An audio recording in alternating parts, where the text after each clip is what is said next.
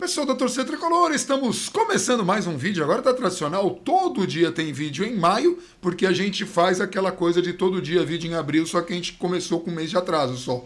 Maravilha, né? Que bom. E vamos ver se funciona. E outro vídeo histórico para falar da conquista do título brasileiro de 86, partida disputada em 1987. Vencida pelo São Paulo, vencida não, São Paulo empatou e foi para os pênaltis, e nos pênaltis aí sim confirmou o título, naquele gol mágico do Careca, aliás ali, esse gol é uma amostra de tudo que o Careca foi no São Paulo na vida, decisivo. Que jogador. Está ao meu lado, aliás, estão ao meu lado, Gabriel Perecini e Alexandre Gisbrecht. O Gabriel está no Twitter com o G Perecini SPFC e o Ale como Jogos SPFC, o melhor Twitter aí para acompanhar a história. Ele e o Michael Serra ficam disputando aí, por isso trouxemos ele, porque nada mais histórico do que aquela história que a gente viveu, né, Ale? Você tava lá, né? Não lá no estádio, mas você tava assistindo esse jogo, assim como eu, só o Gabriel que não tava, né? Eu não estava assistindo, não. Eu tinha 9 anos, quase 10. Aliás, eu tinha 10 anos, quase 9. E... Peraí, você tinha 10, quase 9, foi um tinha momento Casagrande. 10 anos, quase 11. E eu tinha aula na sexta-feira, no dia seguinte, né? E eu morava a 40 quilômetros da minha escola, então eu tinha que acordar muito cedo. E lá em casa não tinha essa de criança poder ficar acordado até muito tarde, não. Eu não assisti nem... Eu talvez tenha assistido o comecinho do jogo, mas nem isso, pelo menos eu não me lembro de ter assistido o comecinho. E aí no dia seguinte a minha mãe me acordou falando que o São Paulo tinha sido campeão. Nossa, eu era engraçado, porque toda vez minha mãe negociava comigo, ela falava assim, filho, você pode assistir só o primeiro tempo. Eu falei, mãe, então me deixa dormir, me acorda pro segundo. Porque é o segundo que me interessa, o primeiro tempo. Aí ela deixava assistir o jogo inteiro. Porque não fazia sentido, eu ia dormir, vou assistir o primeiro tempo, vou dormir no segundo. Aliás, nesse jogo, se eu tivesse feito isso, eu teria ido com uma sensação muito diferente. Aliás, quem dormiu na prorrogação, né, a criança que teve que dormir não assistiu a prorrogação, perdeu um jogo quase que inteiro, né? Aquela meia hora de prorrogação foi a melhor meia hora de prorrogação da história do futebol de todas as galáxias. Acho que eu estou exagerando talvez um pouco, talvez não, mas eu fui mandado para a cama exatamente no último minuto da prorrogação, porque meu pai não queria me ver chorar. Né, ele sabia que naquela época, quando o São Paulo perdia final de campeonato, tudo, ainda mais que tinha toda aquela expectativa de vitória. Então eu me lembro bem, a gente estava assistindo, meu pai falou assim, filhote, vai deitar. E eu fui pro quarto e fui rezar. E no meio assim, eu tava, porque não acabou o jogo, sempre tem aquela esperança. E aí meu pai gritou gol. E quando ele gritou gol, eu fiquei meio confuso, porque meu pai jogou um tempo no Guarani.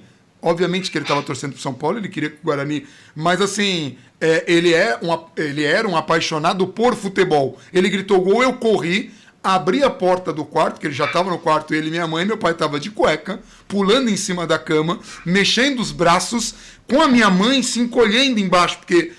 meu pai estava pulando meio que por cima dela ali, porque ele estava comemorando e gritava, careca, pulando assim na cama.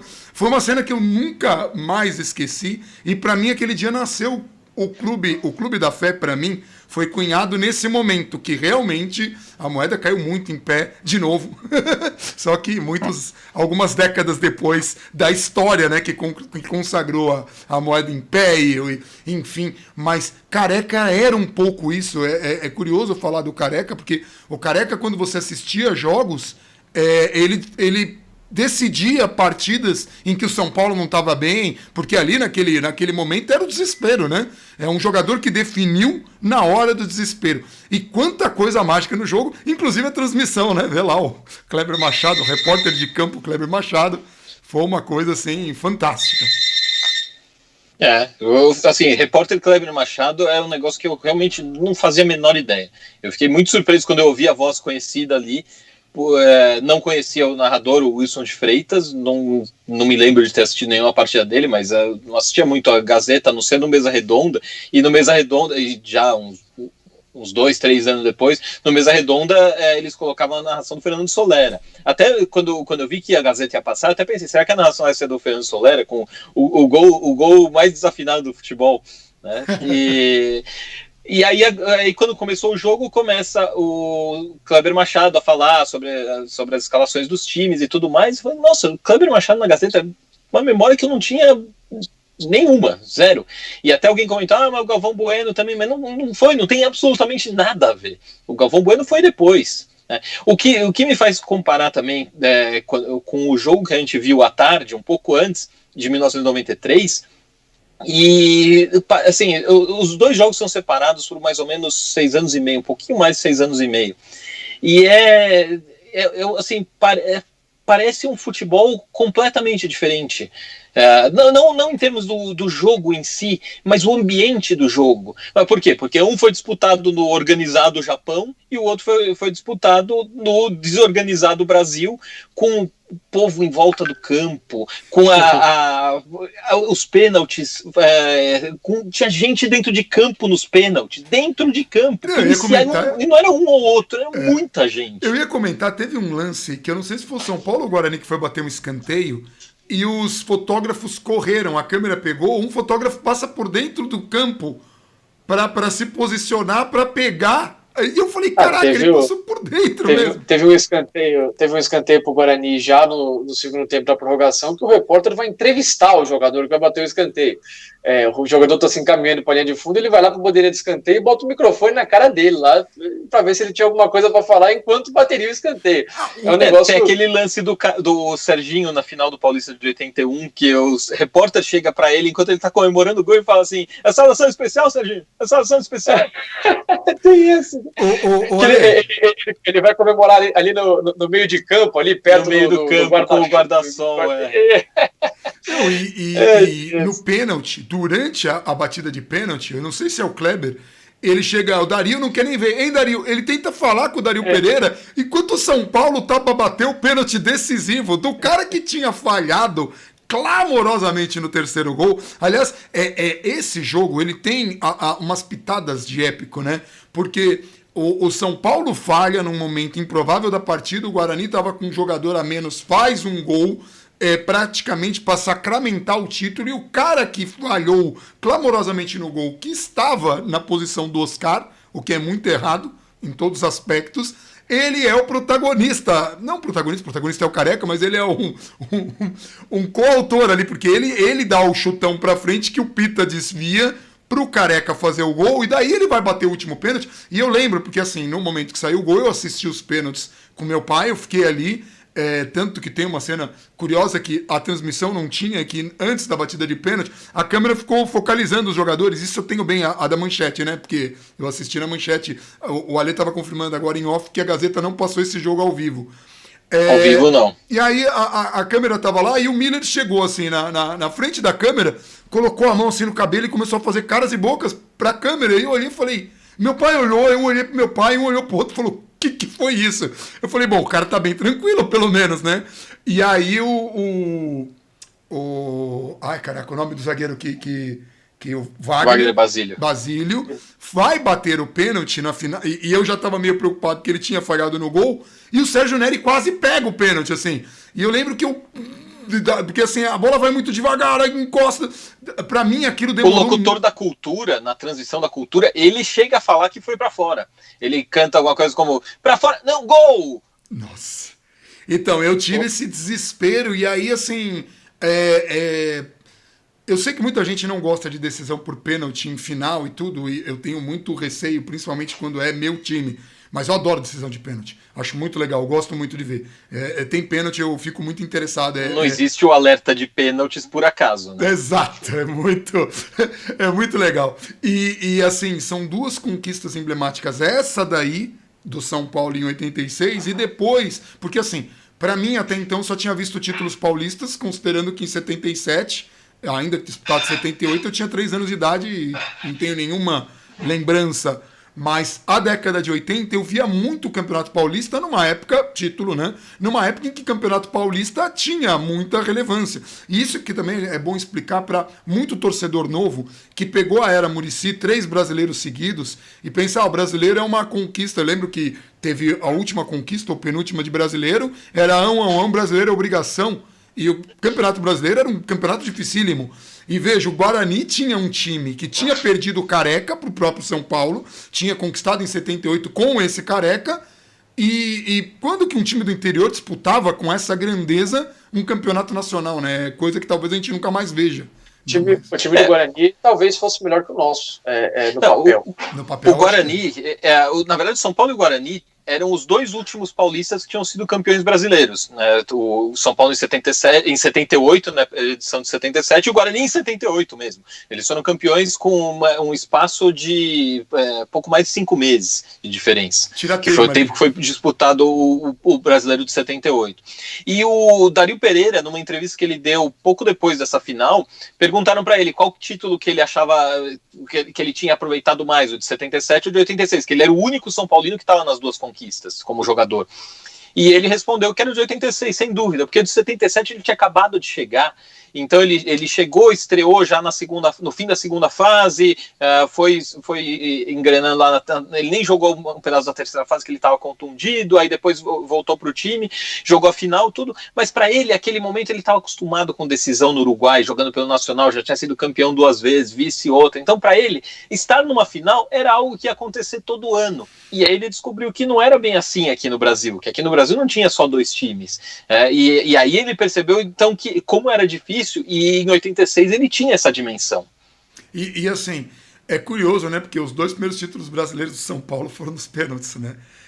Sendo que o primeiro, o adversário abre 2-0, o Atlético Mineiro abre 2-0, né? O São Paulo fica numa situação bem... Hã? Não. Não, o São Paulo perde 2 pênaltis, não perde? O São Paulo perde 2 pênaltis, mas não chega, não fica 2-0, mas o São Paulo perde 2 pênaltis antes do Atlético perder o primeiro, né? O São Paulo perde 2 antes do Atlético perder o primeiro. Não. O Atlético começou batendo. Tá, mas o Atlético começou batendo, tanto é que o Atlético terminou batendo. São Paulo começou batendo. É isso. São Paulo errou, o Atlético ou fez ou errou, aí o São Paulo errou, e aí o Atlético ou fez ou errou. Não chegou a estar 2-0, foi no máximo 1-0. Então, eu acho que o Atlético fez, o São Paulo errou. Eu sei que a gente ficou num grande desespero, e aí teve aquele último chute para fora e foi assim... O Atlético errou o primeiro, que foi o Cerezo, inclusive, e aí acertou o segundo. E aí ele fez 1-0. Aí depois o São Paulo empatou, aí depois o Atlético fez 2-1, aí o Atlético perdeu de novo, né? Então terminou 3-2. Foram 3 pênaltis acertados do São Paulo. E o Valdir Pérez só foi na catimba, porque ele não pegou nenhum pênalti. Ele não pegou nenhum. Mas assim, eu tenho edição da Placar de 2 anos depois desse jogo, acho que nem 2 anos depois, e falava que o Valdir tinha pegado 3 pênaltis. É aí que você começa a construir mitos. Mas não precisava, a catimba era muito naquele... Ele pegou com o olho, né? Voltando pro de 86, né? 2 coisas, a gente ficou falando muito do Careca por motivos óbvios, né? Eu acho que o Careca, inclusive, nos mata-matas daquele Campeonato Brasileiro, São Paulo, se não me engano, foi Inter de Limeira, né? Fluminense, América e Guarani, se eu não me engano, e o Ale, qualquer coisa, me corrige. Dos jogos, eu acho que o Careca, todos eles de volta, né? Eu acho que o Careca só não fez gol em um desses jogos.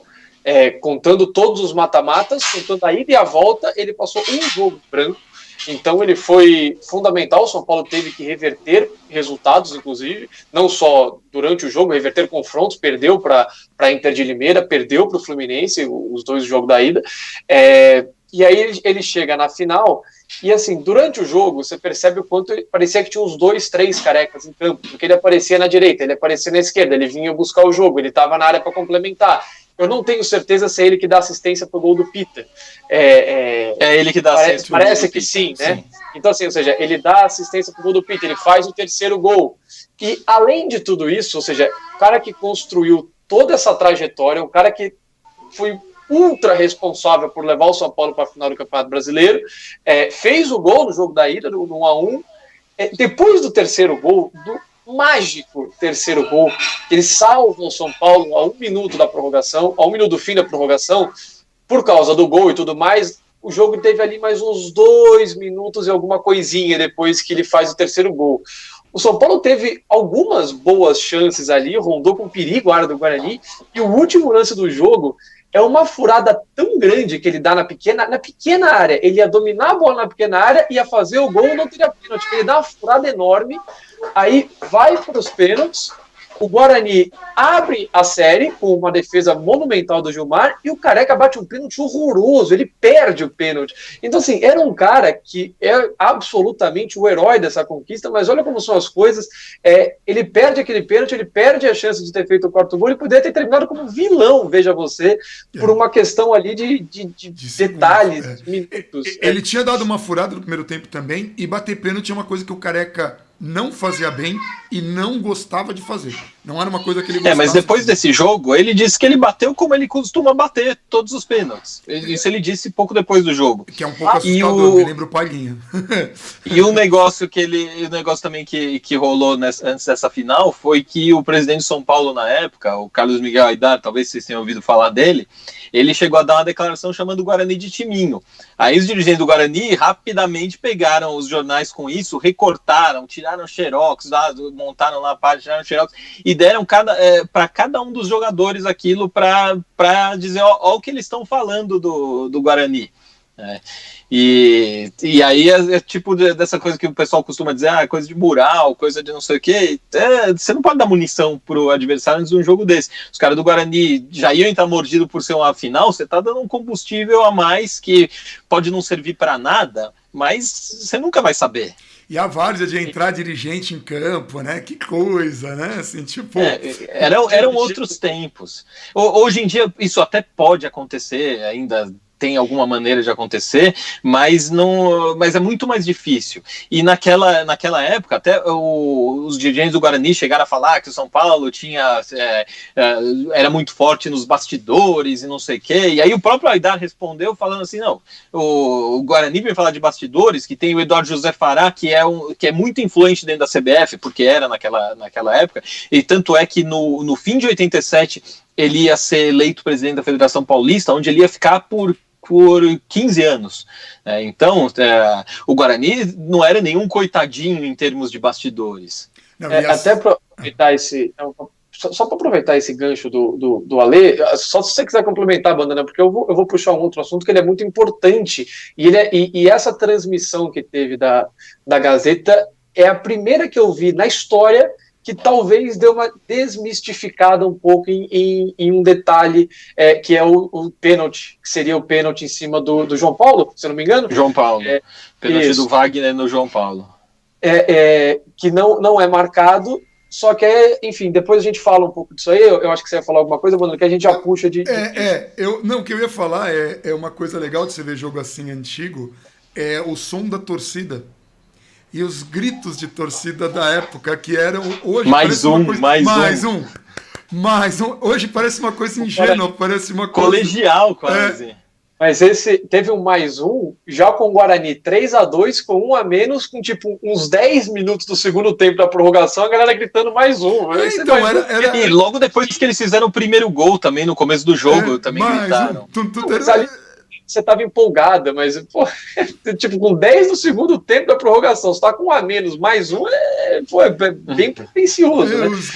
Mas é melhor do que o povo gritando defense hoje em dia em alguns jogos da Copa América. Mas olha, e você vê que no final, a zica, né? Tipo, tinha uns gritinhos campeão antes do lance do gol do Careca. Tinha grito, campeão, aí pum. Outra emissora chegou a colocar o hino do Guarani. Então, mas foi emissora ou foi no estádio? Foi a emissora, se eu não me engano, a transmissão da Bandeirantes, eu acho que tem. Não sei no estádio pelo menos ontem eu não ouvi.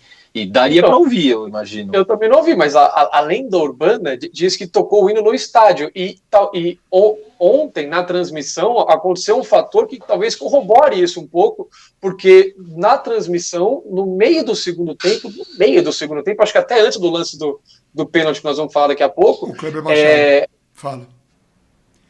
tocaram até o cacique, né? Alguma coisa assim, não foi? Isso? Não, o Guarani coloca o hino no estádio no meio do segundo tempo, de uma maneira completamente aleatória. Então, talvez fosse uma prática ali mais ou menos comum. É que, obviamente, o contexto, dizem que enquanto o São Paulo fazia o gol, né, enquanto estava tendo lançamento e tudo mais, estava rolando o hino do Guarani no estádio, é uma das lendas urbanas de 86, aí, barra 87. Mas se isso acontecia, parece que era uma prática de tentar empurrar o time, de botar o hino para dar um gás, só que ali naquele momento já é quase que uma comemoração, faltando 1 minuto para acabar a final. E antes de você falar do pênalti, um último registro é que o pessoal falando que nos placares, você vê como era, o futebol era um pouco diferente, né? Não, o Guarani gosta de atacar desse lado, não gosta de atacar do outro. Ah, não, no placar do Morumbi, no jogo Flamengo e Corinthians, a galera brincou e não sei o quê. Enfim, tinha um pouco dessas coisas, mas fala do pênalti agora, vai. Enquanto a gente falava no Twitter que teria esse jogo, eu até conversei com o Bruno Mioto no Twitter, ele é um seguidor nosso, acompanha a gente, até mandar um abraço para ele. Ele comentou, ele falou, vai ter que falar do pênalti. E eu até mandei um tweet para ele falando, não, porque tem muito o papo de que foi roubado, porque esse pênalti não foi marcado. Tem até boatos de que esse pênalti teria sido aos 48 do segundo tempo. Foi nada, esse pênalti foi aos 28 do segundo tempo. O jogo já 1-1, obviamente. E assim, eu até falo pra ele, eu falei, cara, foi pênalti. Mas daí pra falar que foi roubado por causa disso e tudo mais. E aí eu fui ver a transmissão, pênalti, tudo mais, todo mundo, em teoria, parecia que tinha marcado o pênalti, o árbitro dá escanteio.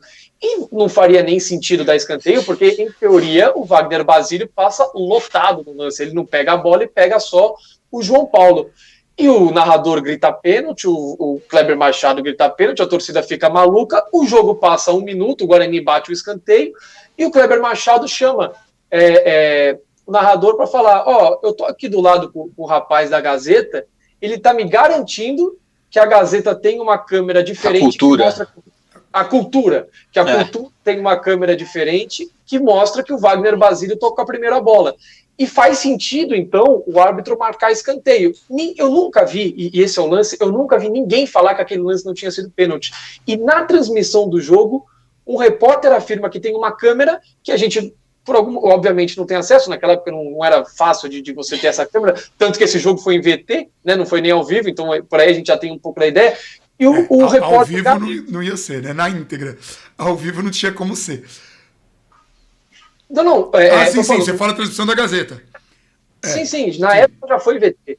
Então, tem um repórter que garante ter uma câmera que o Wagner Basílio pega a sua bola. E o árbitro dá escanteio. Então, assim, é um momento histórico essa transmissão e essa informação que talvez mude, e precisa ser falado, que muda completamente a percepção que muitas pessoas tinham naquele jogo. E eu, durante a partida, eu já tinha até deixado anotado que, assim, se você pegar a partida em si, o jogo, era uma outra época, era 86, era uma final de campeonato brasileiro, tinha toda uma rivalidade regional.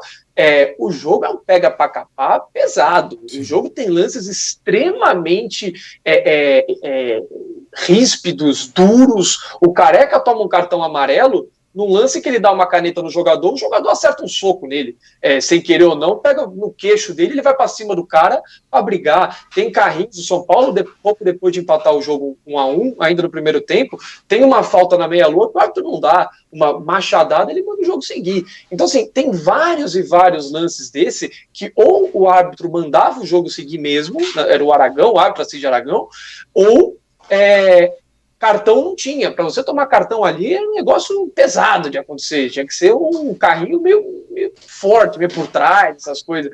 Mas o jogo em si, você pega o jogo na íntegra, vários lances ríspidos, e essa informação que o Kleber Machado passa a época do repórter da Gazeta. Seria muito legal a cultura trazer à baila esse vídeo, né? Repórter da cultura, não da Gazeta. Cultura, não da Gazeta. Trazer esse vídeo à baila.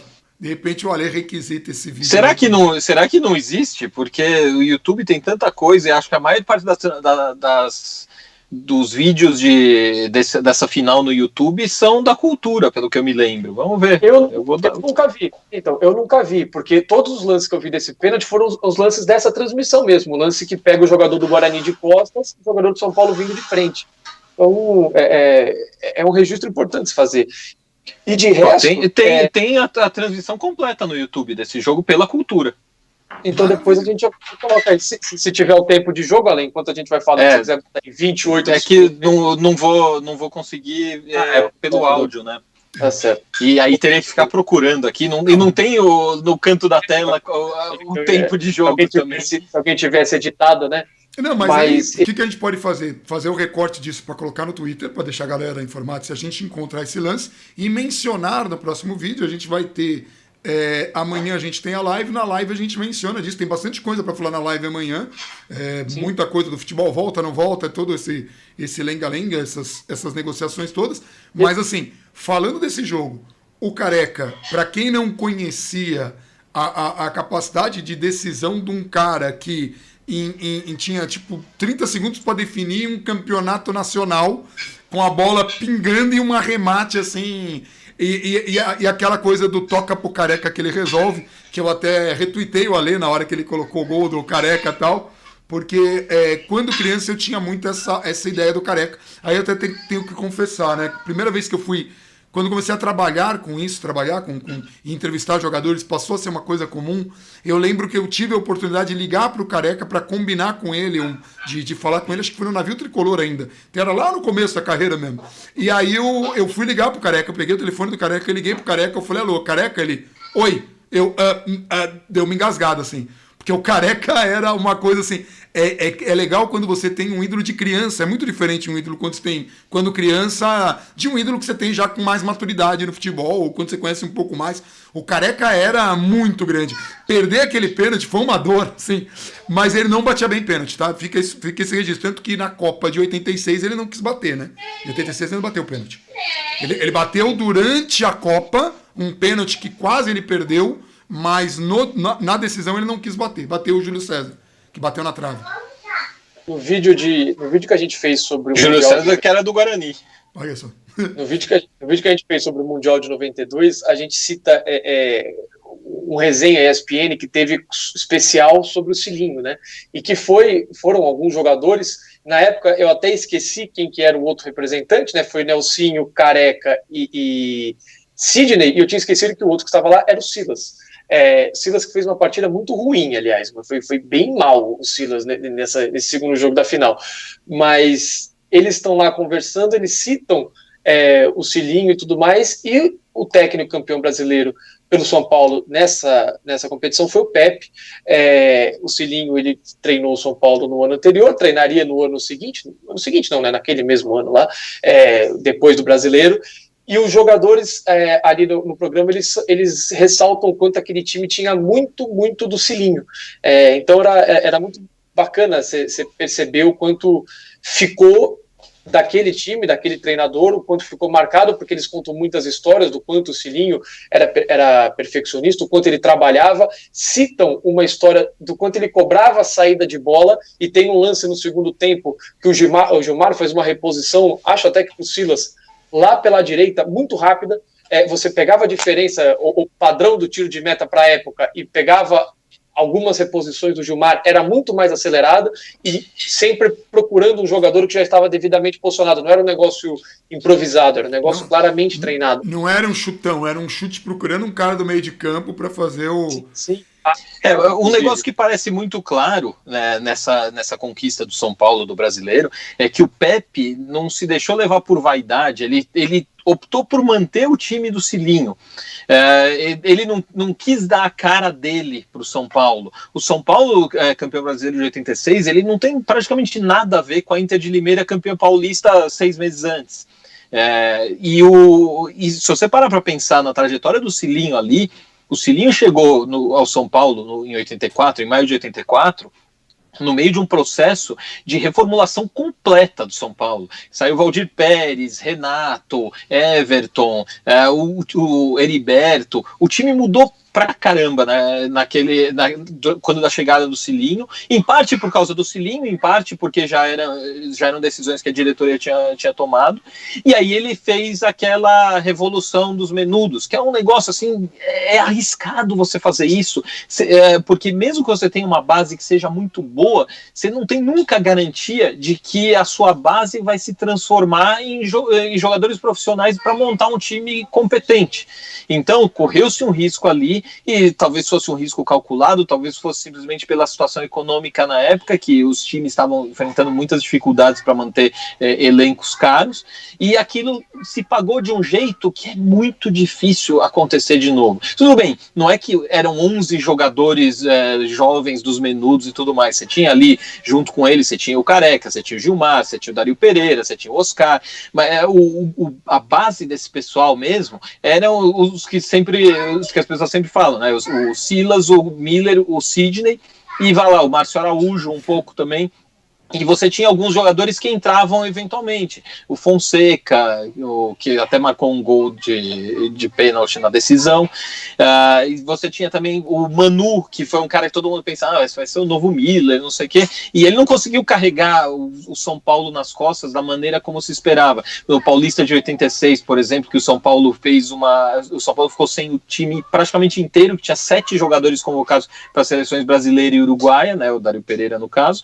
E o São Paulo teve que jogar com um time bem alternativo ao paulista, então empatou um monte de jogo. São Paulo nunca empatou tanto jogo num campeonato como ali. E esses jovens que apareceram então, e não estavam, por exemplo, o Miller, o Silas e o Sidney, que estavam com a seleção, esses caras não conseguiram carregar o piano da maneira como o Miller, o Silas e o Sidney tinham conseguido. Mas eles também estavam sem o apoio, por exemplo, do Careca e do Dario Pereira, que também estavam com as seleções. Então, foi a tempestade perfeita nos dois momentos, no bom e no mau sentido da expressão. E é curioso, o Manu, posso estar sendo traído pela memória, mas eu lembro de um jogo que o Miller estava, não sei se na seleção, não podia jogar, e eu fui pro estádio e o Manu fez 3 gols. Acho que foi o Manu. Eu era criança. Acho que foi contra o Santos, não foi? Um jogo contra o Santos? Eu não lembro, Santos ou Flamengo. Eu sei que eu tava no estádio e, tipo, aquela coisa, de repente, o cara faz 3 gols e todo mundo. Tá, não tinha o Miller, mas. Porque o Miller é o Miller, né? É bizarro ver o Miller. Nossa, década de 80, década de 90, que jogador, a gente já falou dele. O Ale citou vários jogadores como alguns pilares, né, desse time aí que viria a conquistar o Campeonato Brasileiro, mas ele não falou do Bernardo, por exemplo, que, cara... É que não era um menudo, né? Ele veio do Marília. Ele estava jogando a segunda divisão quando o São Paulo contratou ele. É que você citou os menudos e você citou os outros que não eram os menudos, e o Bernardo ele não entrou em nenhum dos times aí da sua seleção de jogadores para exemplificar o que aconteceu. Eu tô puxando só o Bernardo porque, assim, nesse jogo específico, cara, que partida, cara. Eu só fiquei... Ele foi considerado uma das revelações do Brasileiro de 86, o Bernardo. Mas a Placar listou depois vários jogadores de vários times e o Bernardo foi uma do São Paulo que foi considerado. Foi muito bem. Eu só não tenho certeza quem que falha ou quem que perde na disputa no segundo gol do Guarani, que é o escanteio no primeiro pau. Eu não vi quem subiu junto com o jogador. Me pareceu o Bernardo, só que eu não consegui ter certeza. Não sei se era o Bernardo, se era o Rômulo. Eu não consegui. Não prestei atenção. Não. Eu não consegui identificar que era um lance. Mas eu achei aqui os 3 gols do Manu foram contra o Santos, 30 de março de 86. Caraca. Então, o Bernardo ele foi extremamente bem naquela partida, num jogo que o Silas não foi bem, que o Pita se esforçou muito, mas foi começar a melhorar lá para o segundo tempo, e principalmente na prorrogação, até é um destaque do narrador do jogo, esqueci o nome do narrador, o Ale falou. Wilson de Freitas. Wilson de Freitas, ele destaca o quanto o Pita correu, lutou, brigou a ponto de ganhar uma bola de cabeça e dar assistência pro Careca. Então é muito bacana de ver. E de novo, né? Assim como aconteceu com o Juarez Soares nas 2 transmissões do Mundial, o cara fala do Pita, do incansável Pita, segundos antes do Pita desviar a bola. Falou, cara, o que o Pita tá correndo nesse jogo. E o Pita nossa, o Pita era incrível, né? O Pita careca. E o cara discreto do jogo, mas era impressionante ver o quanto ia também e o quanto se esforçava, até taticamente, pro futebol de 1986, era o Sidney. O Sidney que, em teoria, era o companheiro de ataque de Miller e Careca, só que, na maioria das vezes, você via Miller e Careca muito mais adiantados e o Sidney compondo a linha de meio campo, às vezes até sendo auxiliado do Nelsinho ali. Então, assim, pro futebol de 86, em que um jogador ia bater o arremesso lateral, o estádio do Guarani não é nenhum alçapão que fica ali todo mundo colado lá, voava de absolutamente tudo no cara. O cara ia bater o lateral, você via voar cerveja, voava copo que eu não acho que era ali. Eu tô olhando aqui o segundo gol, não dá para ver quem é, mas pelo porte físico, provavelmente é o Bernardo, sim. Exato, me pareceu também. E o São Paulo, exatamente pelo porte físico que me chamou a atenção, porque os outros jogadores não eram tão fortes. O Bernardo era um touro. O grande destaque dele, o grande diferencial que ele conseguiu fazer no São Paulo, era, nesse jogo específico, era o quanto ele se destacava em arrancadas e voltava e ganhava espaço e brigava. Era um cara muito diferenciado naquele meio campo, porque ele era uma característica que não era do Silas, que não era do Pita, que não era do Sidney, que não era de nenhum outro jogador do meio para frente. Mas é isso, eu acho que cobrimos um... Deixa só uma última história que eu lembro desse jogo, é que no último pênalti, o pênalti do Wagner Basílio, o Sérgio Neri chegou a virar para ele e falar assim, você vai errar de novo, antes dele cobrar. Olha só. E só para fazer a ressalva das coincidências, né? A gente falou do Careca, que por 1 minuto poderia ter sido vilão, o jogador do Guarani, por 1 minuto, poderia ter sido o herói, que é o autor do terceiro gol. Não acho que é o João Paulo, acho que é o Marco Antônio, eu não lembro, porque um fez o segundo, o outro fez o terceiro, agora eu estou confundindo. Ele estava com a bola dominada, para ele, tranquilo, 14 do segundo tempo, ele dá um bicão pro gol, completamente despretensioso, sem ângulo, nem nada. O Paulo pega a bola, sai jogando.